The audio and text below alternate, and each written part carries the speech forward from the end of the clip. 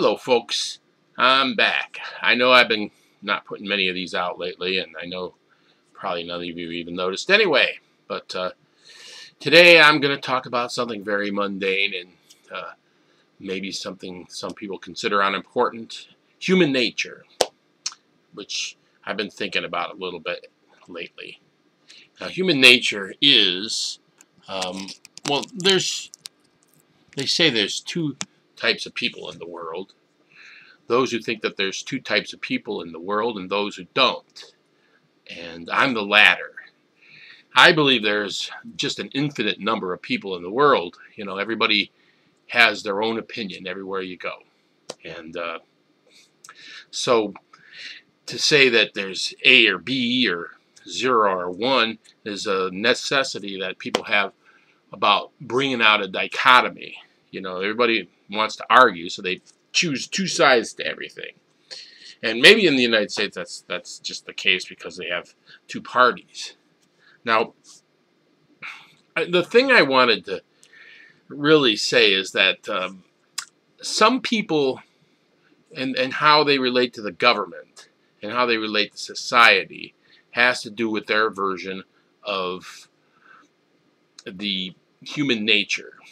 The people who believe that they're conservatives, a lot of them refer to the people who are liberals as bleeding heart liberals or do-gooders and so forth, which I'm a liberal myself. And, you know, I don't mind people saying I'm a do-gooder. I mean, I don't know why that would be considered an insult, but the truth of the matter is the liberals of the world are the more cynical of the two, at least in the execution of their thought process.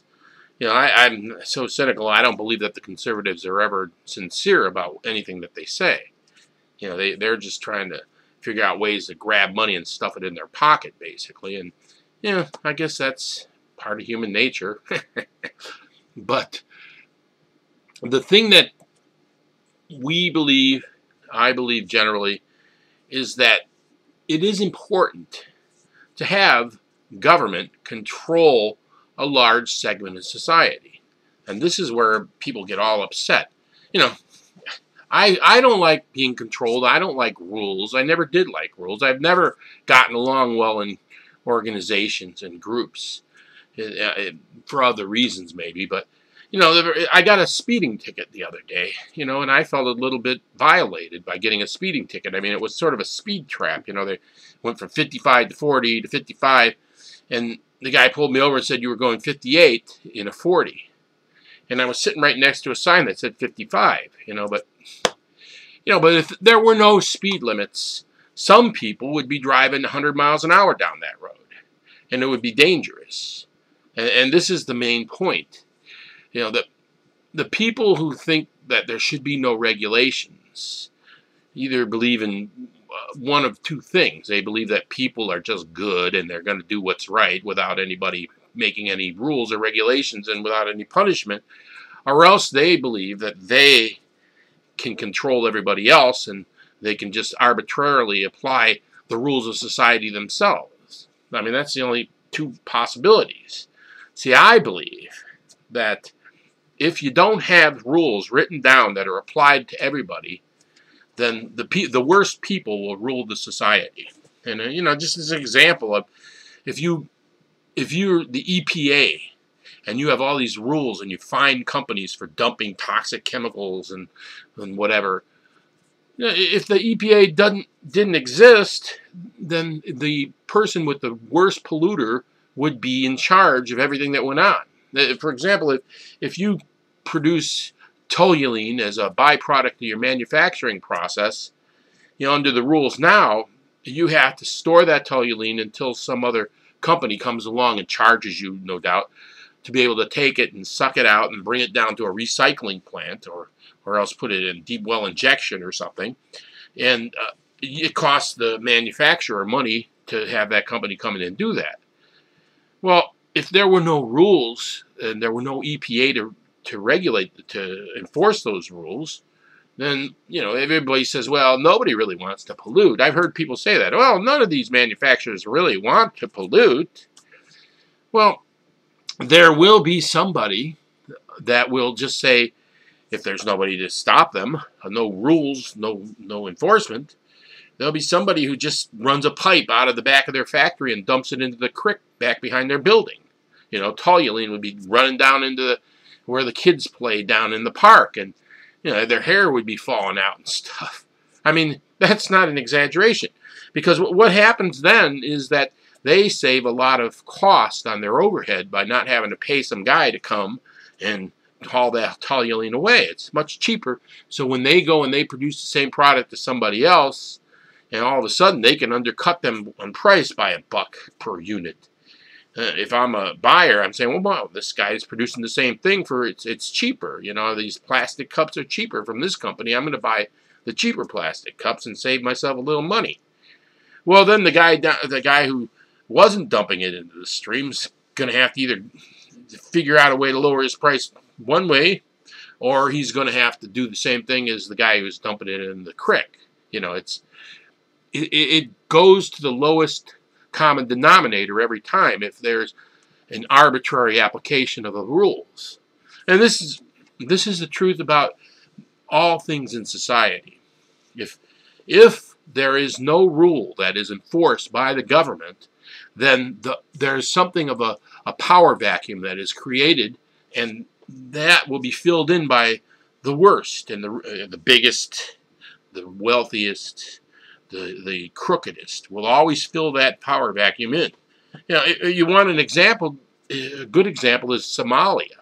You know, there's a country that has no income tax, has no tax on industries, it has no social welfare state, it has very little in the way of regulations and laws. And is that a good place to live? I mean, everybody's starving and killing each other, and it's a horrible. It's the worst place. It's the smallest government and the worst place to live. Now you look at another place like Germany or Belgium or Canada.